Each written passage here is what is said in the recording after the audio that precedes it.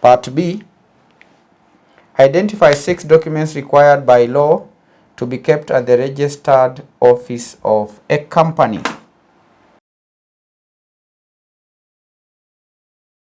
Documents required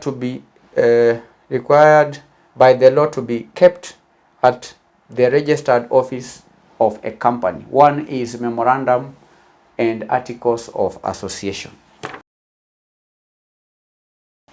Memorandum and articles of association. The company's original or the updated memorandum and article of association must be kept at the registered office of the company, and these documents outline the purpose, the structure, and internal regulations of the organization.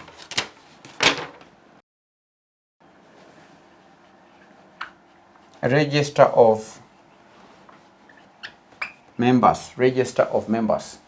A register of members, also known as shareholders register, should be maintained at the registered office, and this register contains details of company shareholders, including their names, their addresses, shareholdings, and any transfer of shares. There ought also to be register of directors, register of directors. This register must be kept at the registered office of a company. A register of directors should be kept, which includes information about the company's register, the company's directors, such as their names, addresses, dates of appointment, and details of any other directorships they hold. You also have register of charges, register of charges, register of charges. Companies that have taken or the companies that have taken on any secured loans or even mortgages must maintain a register of charges, and this register contains details of the charges on the company's assets, including the type of charge, the date of creation, and also any other subsequent charges or releases.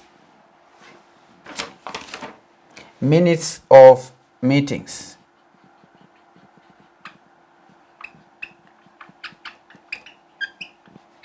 Minutes of meetings. The company is required to keep minutes of its general meetings, board meetings, and even any committee meetings. And the minutes provide a record of the discussions, the decisions, and resolutions made during the meetings. 6. Financial statements. Financial statements. The company's financial statements, including the balance sheet, the income statement, the cash flow statements, should be kept at the registered office, and these statements provide comprehensive overview of the company's financial position and performance. So these are 6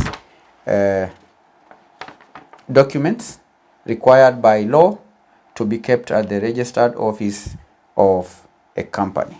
6 documents. Number 1, memorandum and articles of association, a register of members, register of directors, register of charges, minutes of meetings, financial statements. 6 marks.